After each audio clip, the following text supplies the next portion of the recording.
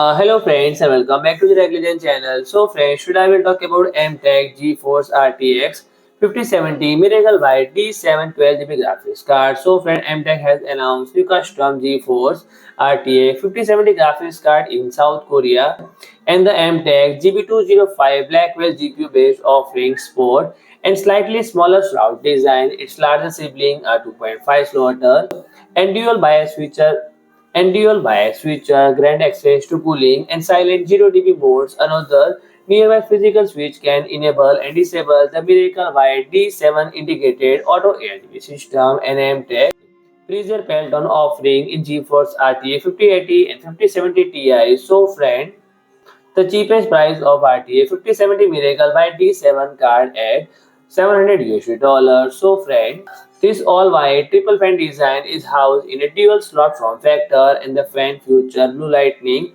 No mention of ARGB here and it seemed to have some kind of lightning effect on the side as well with ARGB. And the Miracle isn't an overclocker card, not it's designed to super premium model. The card shipped with NVIDIA reference clock speed, get a 2512 MHz boost clock and standard single 16-pin power connector design and required 650-watt power supply.